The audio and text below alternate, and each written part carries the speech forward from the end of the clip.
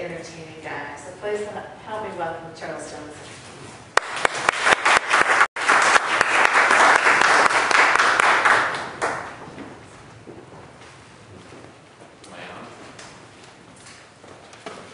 Once upon a time, there was a little bitty town about 30 miles southeast of Lafayette called Fromage. It sat down in the bend of the Atchafalaya River, right on the border of the Atchafalaya Swamp. And it was just a little bitty rice farming community. Not a lot of stuff happened there. But once a year, the folks in Fromage would gather in the town square and stand directly in the shadow of the statue of our most beloved president, Jefferson Davis. And they would hold the Snapping Turtle Festival. Why, folks would come from all over the parish to taste the delicious snapping turtle fritters and alligator etouffee, and to witness the crowning of the snapping turtle queen, who was usually a cheerleader from Stonewall Jackson Junior High School. Now, one particular year, the delicious scent of snapping turtle andouille and alligator hush puppies, it drifted out onto the swamp, and it attracted a whole mess of swamp rats. Thousands and thousands of swamp rats fled into the town square of Fromage, and it chased all the people out of the food stalls, and it ran them all off from the Snapping Turtle Festival. After that, nobody ever came back to the Snapping Turtle Festival, but the rats never left. They ate all the rice out of the silos. They said that if you was to make some gumbo, and you put the spoon up to your mouth, you never had to taste it because the spoon would be licked clean by a rat. They said nobody slept at night for the sound of all the rats in the walls. And they also said that it was not an uncommon occurrence to see 6 or 7 rats chasing a cat out of town. True. Now, folks, they went up to the mayor, the Honorable Goldie Wilson, and they said, Mayor Wilson, the election's coming up, and if you want to get reelected, you're going to have to do something about these rats, or we're going to find somebody who will. Well, Mayor Wilson knew that if he didn't get reelected, he was going to have to move back in with his mother-in-law, and he did not want that. So he held a meeting of the town council. He called all the boys together into the town council chamber, and he said, boys, we're going to have to do something about these rats. Because if we don't do something about these rats, I ain't going to get reelected. And if I don't get reelected, I'm going to have to move back in with my mother-in-law. And none of us wants that. Well, they talked about it for a while, and one of the boys said, hey, our own cats ain't doing the job. Why don't we go up to the zoo in Lafayette, and we'll rid ourselves of a big cat, like a tiger or something. That's an excellent idea. So they got all the money from the town fund, and they went up to Lafayette to the zoo, and they rented themselves a tiger and brought it back. And they let that tiger loose on the streets of Fromage to eat up all the rats. Problem was, that tiger wasn't interested to eat any rats. But he did eat Miss Tessie. You remember Miss Tessie? She was the president of the Daughters of the Confederacy. That's right. But it kind of worked out, because Marjorie Wilson, the mayor's wife, well, she had always wanted to be president of the Daughters of the Confederacy. And Miss Tessie had always said, Marjorie Wilson, you'll be president over my dead body. So it worked out. But the rats never left. Now the mayor called another meeting of the town council. He had all the boys come down to the town council chamber, and he said, boys, if we don't do something about this rat problem, I ain't going to get reelected. And if I don't get reelected, I'm going to have to move back in with my mother-in-law. And there ain't none of us that wants that.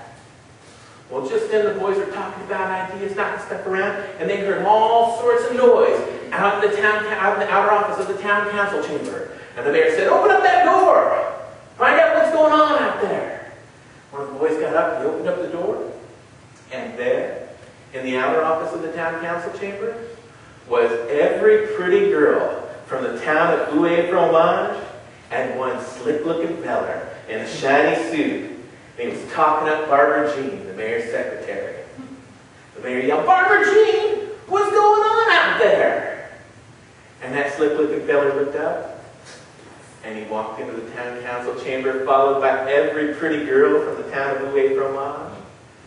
And he said, I understand that you boys have yourselves a little rat problem.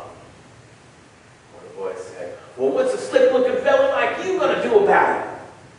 And he said, Bear, I will rid this town of every rat by noon tomorrow for the low, low price of $1,000.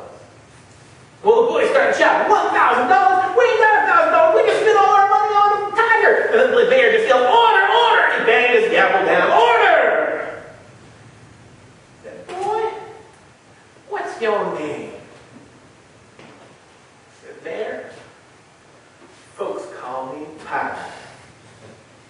And every pretty girl in that room swooned as she imagined her name, Mrs. Pie.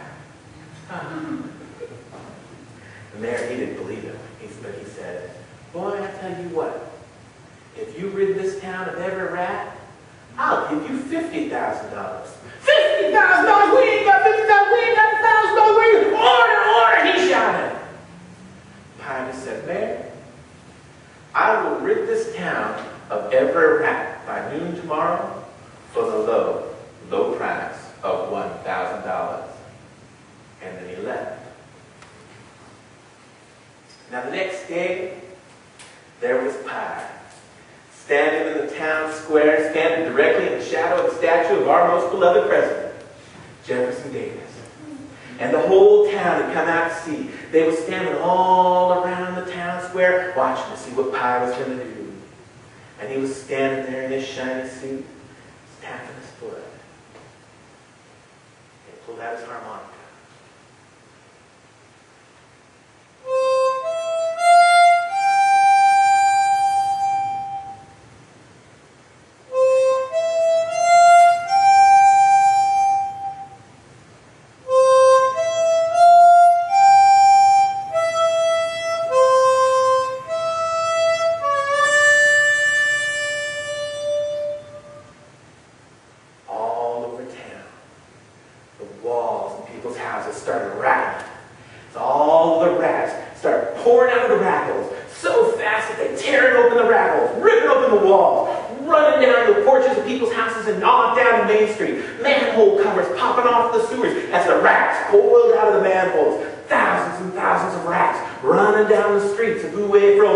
Heading for the town square. All the folks that had gotten around the town square, they could hear thousands and thousands of tiny little feet and squeaky little voices coming towards the town square. The people in the front of the crowd, they wondered what was going on when the people in the back of the crowd started screaming. And then they realized what it was as thousands of rats rushed through their feet. The women jumped into the men's arms and the men jumped around on their tiptoes so as not to step on any rats. And there was Pie, standing directly in the shadow of the statue of our most beloved president, Jefferson Davis, and playing his harmonica in a sea of gray and brown fur.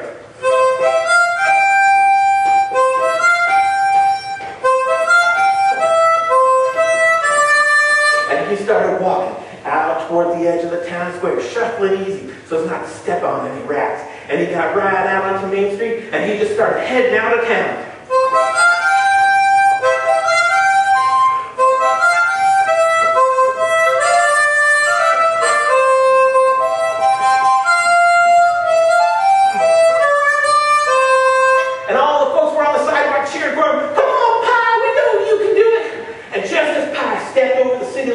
And onto the interstate, the clock started to strike 12. But he kept right on going down the interstate.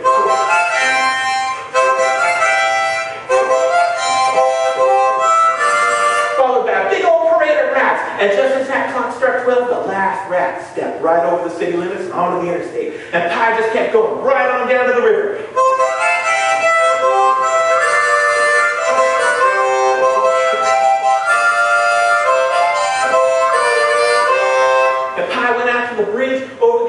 River, and he stepped out over the railing as he got out into the middle of the bridge, but he kept right on going.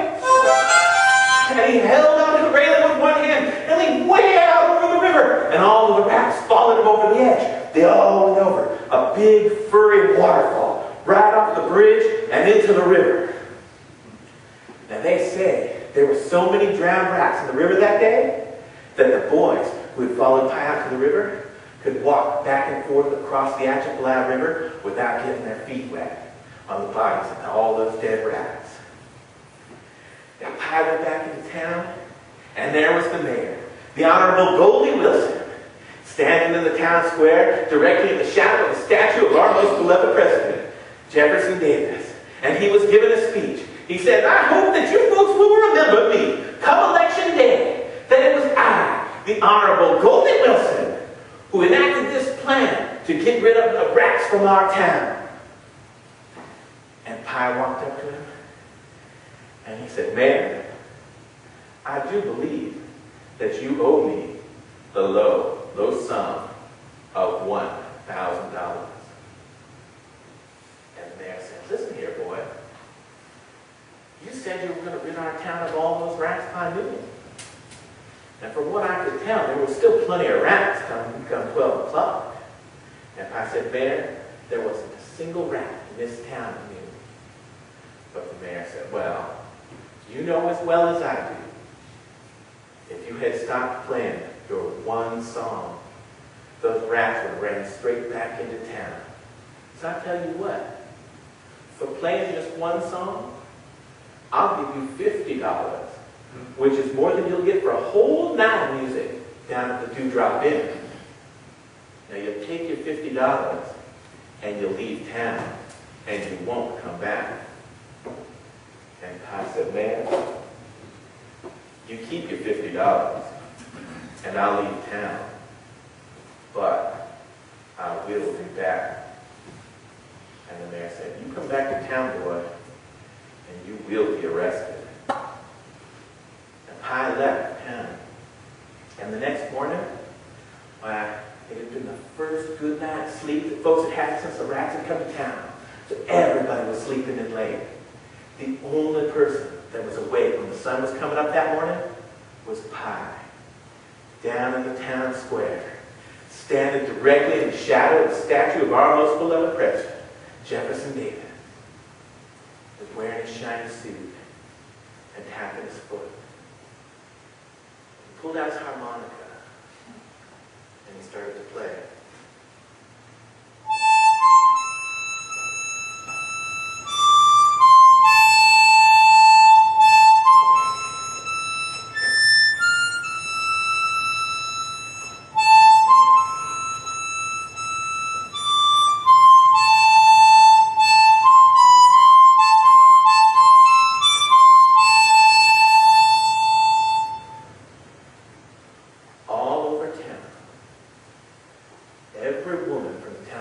Fromage. Every young pretty girl, every ugly old maid, every mother, every sister, every daughter, every grandmother, they all got up out of bed. They walked downstairs, started walking down the street, wearing their night clothes and their lingerie, and they just walked down the street, strutting and moving as they went, all heading down to the town square. After a while, all the men folk in town, they started waking up, wondered what had happened to their women. Where'd they go? Who's going to make my breakfast? They all got up and went downstairs. Found the front doors open. All the men stepped out on the street, all wearing their boxer shorts and their t-shirts, looking at each other, wondering where their men were, or where their women were. And off in the distance, they could hear a song.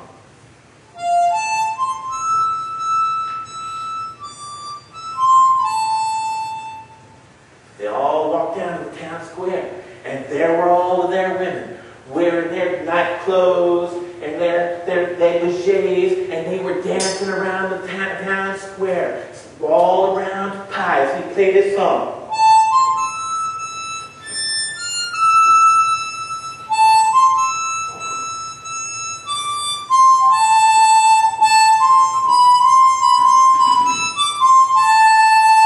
And they all danced and rubbed up against him and shimmying around. And Mayor Wilson was there in his boxer shorts and his t-shirts and yelled, "Margaret Wilson, you get back to the house at once and make me my breakfast!" But she didn't listen. She just danced. And Pie started walking out towards Main Street.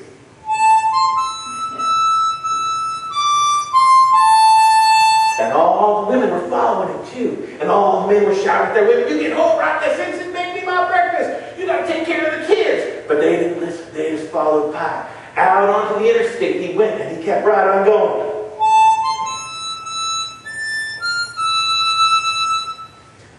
Then one of the men said, "Oh my God, he's headed for the bridge." They ran as fast as they could to get out in front of Pied. They formed a line across that bridge and got together so that Pied couldn't cross that line, but Pied just kept right on coming.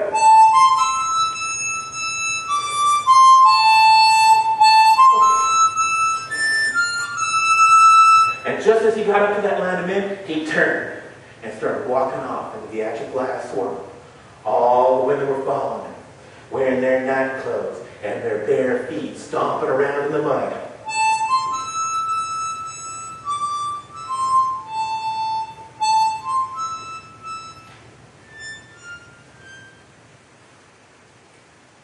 They searched that swamp for 3 days, and they never found any of them women. Pretty soon, folks started moving away from Fromage. There wasn't any rice left in the silos, so rats had taken care of that. Without any women left to take care of their men, there wasn't any reason to stay. Houses became abandoned, and pretty soon that whole town was reclaimed by the swamp. And no one ever saw Pied, the Piper of Fromage, ever again.